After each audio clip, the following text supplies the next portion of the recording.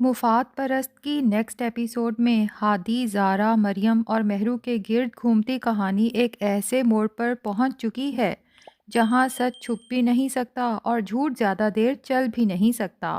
ریحان زارا کے رویے میں آنے والی اچانک تبدیلی کو محسوس کرتا ہے۔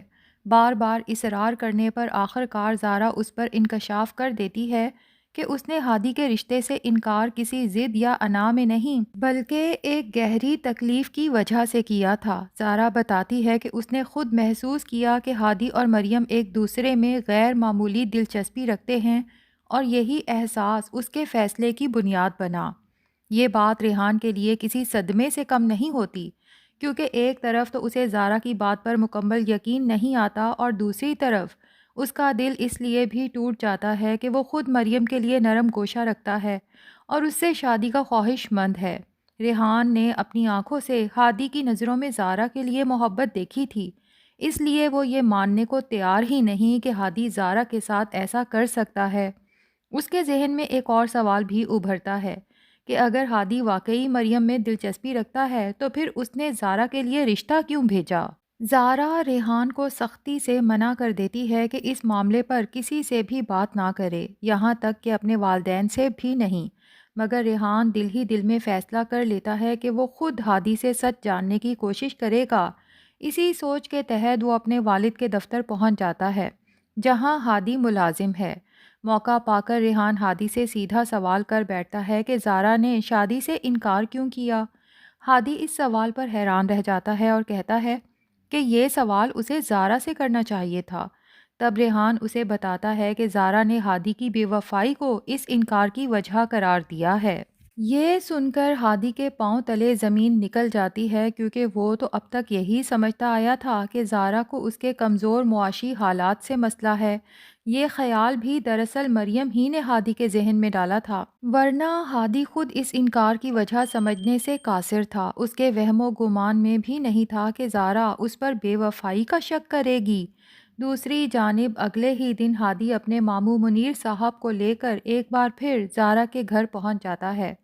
زارا ان دونوں کو اچانک سامنے دیکھ کر گھبرا جاتی ہے اور ہادی کو مکمل طور پر نظر انداز کرتی ہے، جیسے اس کا وجود ہی نہ ہو۔ البتہ منیر صاحب کو سلام ضرور کرتی ہے اور پوچھتی ہے کہ ماموں کیسے ہیں آپ، جس پہ منیر صاحب کہتے ہیں کہ بیٹا تمہارے انکار کے بعد ہم کیسے ہو سکتے ہیں، تم دیکھ سکتی ہو نا ہمارا کیا حال ہو گیا ہے۔ منیر صاحب کے یہ الفاظ زارا کو شدید شرمندگی میں مبتلا کر دیتے ہیں اور وہ خاموشی سے نظریں جھکا لیتی ہے۔ یہاں منیر صاحب عدیل صاحب سے درخواست کرتے ہیں کہ زارا کم از کم ایک بار ہادی سے اکیلے میں بات کر لے، کیونکہ ہادی بارہا رابطہ کرنے کی کوشش کر چکا ہے مگر زارا نے اس کے تمام نمبرز بلاک کر رکھے ہیں۔ اکیلے میں ہونے والی اس گفتگو میں ہادی زارا کو بتاتا ہے کہ ریحان اسے سب کچھ سچ بتا چکا ہے اور اسے یقین دلانے کی کوشش کرتا ہے کہ مریم کے اس کے ساتھ کوئی تعلق نہیں، وہ تو اسے اپنی چھوٹی بہن سمجھتا ہے۔ یہ سن کر زارا پر جیسے حقیقت آشکار ہو جاتی ہے۔ وہ سمجھ جاتی ہے کہ اصل کھیل مریم کا ہے، جس نے جان بوجھ کر دونوں کے درمیان غلط فہمی پیدا کرنے کی کوشش کی اور اس کوشش میں کامیاب بھی ہو گئی۔ مگر زارا خاموشی اختیار کرتی ہے اور مریم کی چالوں کا ذکر نہیں کرتی۔ ہادی زارا کو سوچنے کے لیے وقت دے کر منیر صاحب کے ساتھ واپس چلا جاتا ہے، مگر دل میں شدید بے چینی ہوتی ہے کہ پتہ نہیں زارا کا اب جواب ہاں میں ہوگا یا انکار میں۔ ادھر مریم مہرو سے مشورہ کرتی ہے کہ اب ہادی کو حاصل کرنے کے لیے اسے مزید کیا کرنا چاہیے، مگر مہرو، جس کا مقصد صرف ہادی اور زارا کا رشتہ توڑنا تھا، اب صاف جواب دے دیتی ہے کہ اس نے جتنی مدد کرنی تھی کر دی۔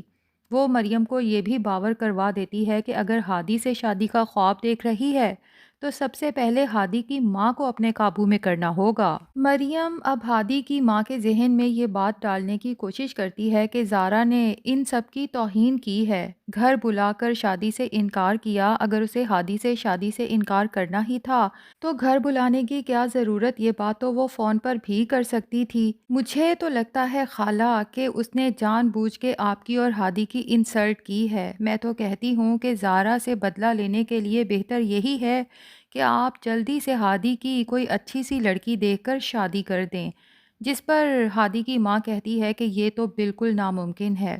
میں نے زارا کے علاوہ کبھی کسی کو اپنی بہو کے طور پہ دیکھا ہی نہیں۔ ہادی کی شادی ہوگی تو صرف اور صرف زارا سے ہی ہوگی، اور میری زارا ایسی نہیں ہے۔ یقیناً وہ کسی بات پہ بہت زیادہ دل برداشتہ ہے اور میں سچ پتہ چلا کے ہی رہوں گی۔ یہاں سے ناکامی کے بعد مریم کو غصہ تو بہت آتا ہے کہ آخر خالہ کو اس زارا میں نظر کیا آتا ہے، کیا انہیں میری خدمت میں نظر نہیں آ رہی؟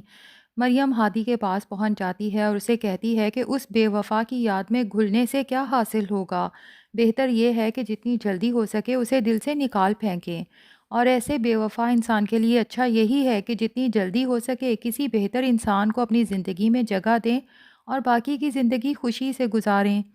لیکن ہادی مریم سے کہتا ہے کہ مریم، تم میری چھوٹی بہنوں کی طرح ہو، آج کے بعد زارا کے بارے میں ایسی کوئی بات نہ کرنا، کیونکہ میرے دل میں زارا کے سوا کبھی کوئی آ ہی نہیں سکتا، نہ ہی میری زندگی میں۔ اب تو جناب مریم کو صاف اندازہ ہو جاتا ہے کہ اس کی تمام پلاننگز، تمام کوششیں ناکام رہیں، اتنا کچھ کر کے بھی اس کے ہاتھ میں کچھ نہیں آیا، جبکہ دوسری طرف مہرو کے ساتھ بھی یقیناً بہت برا ہونے والا ہے۔ سلمان کو چونکہ فرحہ نے آؤٹ آف اسٹیشن اپنے دوسرے آفس کی مینجمنٹ کے لیے بھیجا ہے، تو سلمان کو وہاں فکر لاحق ہو جاتی ہے کہ پتہ نہیں مہرو کے نام جو پراپرٹی ٹرانسفر ہونی تھی اس کا کیا بنا۔ ساتھ ہی شاید سلمان کو یہ ٹینشن بھی ہوتی ہے کہ اس ملازمہ نے اگر میم کو بتا دیا کہ میرے اور مہرو کے درمیان میں کیا تعلق ہے، تو پھر تو فرحہ میم پہ باقی کے راز بھی کھل جائیں گے۔ تبھی مہرو کو کال کر کے بار بار کہتا ہے کہ جتنی جلدی ہو سکے اتنا جلدی یہ گھر اپنے نام لگوا لو اور پھر وہاں سے نکلنے کی کرو۔ سلمان کے اکسانے پہ مہرو زین کے پاس پہنچ جاتی ہے کہ زین، اگر ممی نے یہ گھر میرے نام کرنے کا فیصلہ کر ہی لیا ہے تو اس میں اتنی دیر کیوں کر رہی ہیں؟ دیکھو زین، اسی وجہ سے میرا بی پی شوٹ کر جائے گا اور پھر ہمارے ہونے والے بچے کو کچھ ہو جائے گا۔ اگر تم چاہتے ہو نا کہ ہونے والے بچے کو کچھ نہ ہو اور مجھے بھی کچھ نہ ہو، تو تم ممی سے کہو کہ بس یہ کام جتنا جلدی ہو سکتا ہے کر دیں۔ لیکن جب زین فرحہ سے کہتا ہے تو فرحہ اپنے بیٹے زین کو سمجھاتی ہے کہ بیٹا، پراپرٹی کے ٹرانسفر میں کچھ دن تو لگتے ہیں، دیکھو میں نے وکیل سے بات کر کے پیپرز بھی تیار کروا لیے۔ لیکن مہرو باز نہیں آتی، الٹا زین کو دھمکی دیتی ہے اپنا سامان پیک کرنے کے بعد کہ میں یہ گھر چھوڑ کے جا رہی ہوں۔ فرحہ زین سے کہتی ہے جانے تو مہرو کو، جب پراپرٹی کے کاغذات تیار ہو جائیں گے تو ہم اسے واپس بلا لیں گے۔ اب مہرو لگتا ہے جب اپنے گھر جائے گی تو میرا تو یہی خیال ہے کہ اس کی اپنی ماں عالیہ کو ہی اس کے سارے منصوبوں کا پتہ چل جائے گا، اور ساتھ یہ بھی کہ مہرو کی پریگننسی تو 2 مہینے پہلے ہی ٹرمینیٹ ہو چکی ہے۔ عالیہ کو بہت غصہ آئے گا کہ مہرو نے مجھ سے بھی یہ سب چھپایا، اور ادھر فرحہ بھی یقیناً پولیس انویسٹیگیشن اندر ہی اندر کروا رہی ہے جو اتنی شانت نظر آتی ہے، یا ہو سکتا ہے کہ فرحہ کی ملازمہ ہی اسے ساری سچائی بتا دے کہ سلمان اور مہرو کے بیچ میں کچھ چل رہا ہے۔ اس نے خود اپنی آنکھوں سے دیکھا تھا، دونوں گھبرا گئے تھے، اور پھر سلمان نے ملازمہ کو منہ بند کرنے کے لیے بڑا نوٹ بھی دیا تھا۔ یہاں فرحہ کو یقین ہو جائے گا کہ دال میں کچھ نہیں بلکہ بہت کچھ کالا ہے۔ اچھا، تو یہ وجہ ہے جو سلمان مجھ سے بار بار پوچھتا تھا کہ میم آپ نے اپنا گھر مہرو کے نام کرنے کا پھر کیا کیا؟ اب فرحہ جب انویسٹیگیشن کروائے گی سب راز ایک ایک کر کے کھل کے سامنے آ جائیں گے۔ ایک طرف تو فرحہ سلمان سے اپنی تمام جیولری ریکور کروائے گی، اور دوسری طرف زین کو بھی جب یہ پتہ چلے گا کہ مہرو اس کے ساتھ کیا کیا دھوکے کرتی آئی ہے، تو فرحہ کے کہنے پہ زین بھی مہرو کو طلاق دے کے گھر سے نکالنے پر راضی ہو جائے گا۔ ایٹ دا اینڈ ان دونوں کے پاس کچھ بھی نہیں آئے گا، اور ویسے بھی سلمان تو مہرو کے ساتھ صرف اسی لیے محبت کی پیگیں بڑھا رہا تھا کہ اس سے یہ سب ہتھیا کے کہیں بھاگ سکے۔ تو ناظرین، دیکھتے ہیں کہ سلمان، مہرو اور عالیہ کا کیا انجام ہوتا ہے۔ آپ کو یہ ڈرامہ کیسا لگ رہا کمنٹس میں ضرور بتائیں۔ ریویو پسند آیا ہے تو ویڈیو کو لائک کریں اور چینل کو سبسکرائب کرنا نہ بھولیں۔